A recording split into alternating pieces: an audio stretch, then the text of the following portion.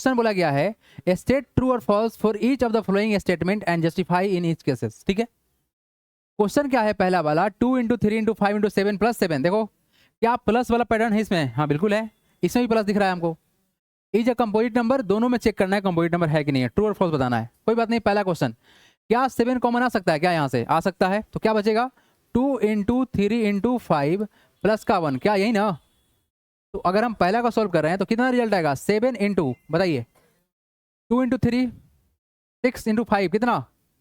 30, 30 plus का 1 that is 7 multiply by 31, तो result कितना होगा? 1 इंटू 7 7 और 7 इंटू 3 कितना? 21 हो गया ना, 217। 217 को फैक्टराइज किया जा सकता है क्योंकि ये प्राइम नंबर नहीं है। कैसे मालूम चलेगा? इसके लिए ना थोड़ा सा बच्चा वाला खोपड़ी रखना पड़ेगा। डिविजिबिलिटी रूल होता है, क्या होता है? डिविजिबिलिटी रूल होता है, उसके अनुसार से चेक करना पड़ेगा।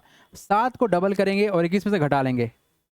7 को डबल करेंगे तो कितना होगा? 14 होगा। 21 में से घटा लेंगे तो कितना आएगा? 7 आएगा, 7 से कट जाएगा, इसलिए नंबर 7 से कटेगा।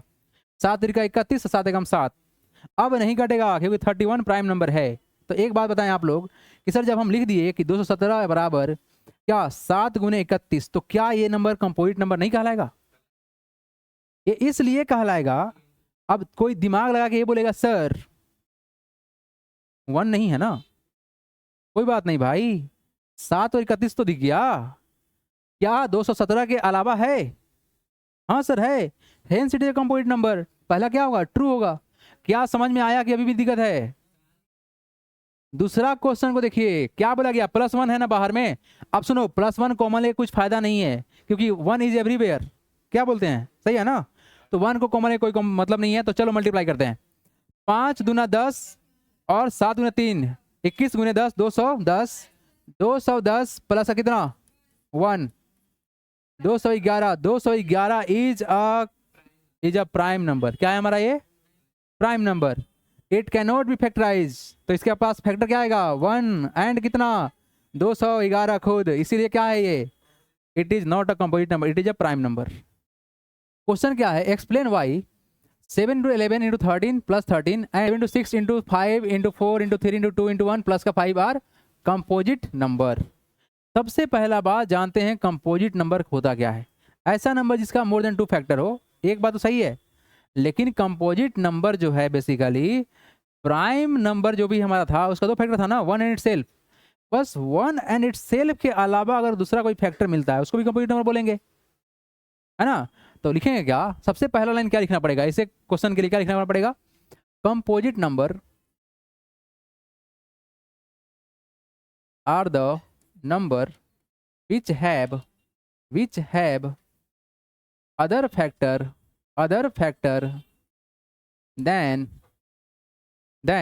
1 and the number itself।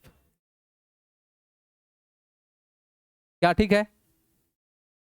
Composite number हम उसको ही बोलेंगे जिसके पास फैक्टर होगा अदर देन 1 एंड इटसेल्फ। मतलब आप बोल भी सकते थे कि कंपोजिट नंबर उसको बोलेंगे जो प्राइम नंबर का जो फैक्टर होता है उसके अलावा उसका फैक्टर निकले, तभी ना बोलेंगे कंपोजिट नंबर। अच्छा मान लो कोई ऐसा नंबर है हमारे पास जिसके पास सिर्फ और सिर्फ 2 ही फैक्टर हो, 1 और नंबर खुद, तो नंबर क्या होगा? प्राइम नंबर होगा। तो कंडीशन क्या दिखाना है कि कंपोजिट नंबर है। तो कंपोजिट नंबर कब होगा? हमको 1 और नंबर के अलावा दूसरा कोई फैक्टर मिल जाए तो क्या कहलाएगा? वो कंपोजिट नंबर कहलाएगा। तो टारगेट यही रहेगा कि हमको कुछ अलग फैक्टर ढूंढना है। क्लियर है क्या क्या बोला जा रहा है? अच्छा देखिए नाउ क्या है सर? 7 इंटू 11 इंटू 13 प्लस 13 बराबर, देखिए क्या हम यहाँ सोल्व करें तो 13 कॉमन ले सकते हैं? 13 can be taken as a common, तो रिजल्ट क्या बनेगा? 7 इंटू 11, यहाँ पर कुछ नहीं तो 1 है ना, प्लस का 1। क्लियर है क्या? यहाँ देखो 13 को कॉमन निकाले, 13 चला गया बाहर, तो यहाँ कुछ नहीं तो 1 बचेगा ना। आप चाहो तो यहाँ से 1 से मल्टीप्लाई कर सकते थे ना, आप यहाँ भी 1 से मल्टीप्लाई कर सकते थे। तो वैल्यू बना कितना? ये वैल्यू बनेगा सर 13 को बाहर छोड़ो, ये कितना हो गया? 77, 11 7 कितना? 77 प्लस का 1, तो कितना हो गया? 13 इंटू कितना? 78। अब 78 को फैक्टराइज कर सकते हैं क्योंकि कंपोजिट नंबर है। तो 78 को अगर हम प्राइम फैक्टराइज करें तो क्या वैल्यू आएगा? 2 से काटेंगे तो 3 दूना 6, 9 दूनी 18 ही ना, और 3 से काटेंगे तो कितना होगा? 13 39, राइट।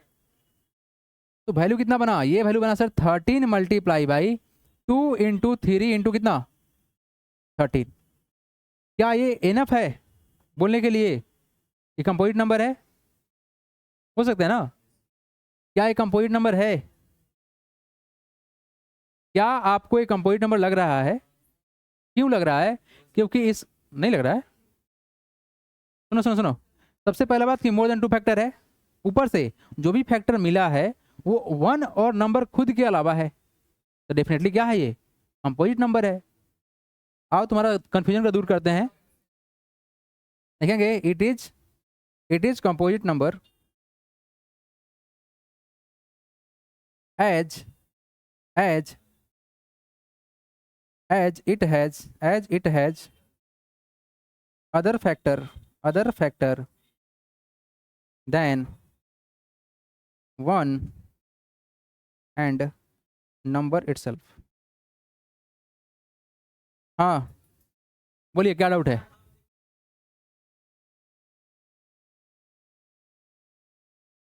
थर्ड में कॉमन कैसे ले लिए? अच्छा सुनो, अच्छा कॉमन ले सकते थे।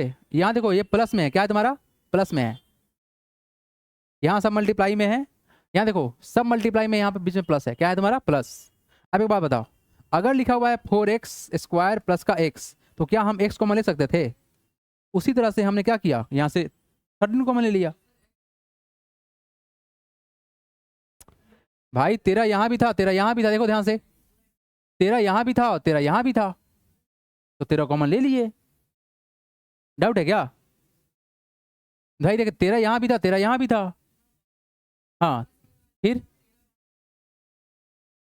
अच्छा देखो 13 का जगह पर हम 1 डाल दिए ताकि कंफ्यूजन ना हो।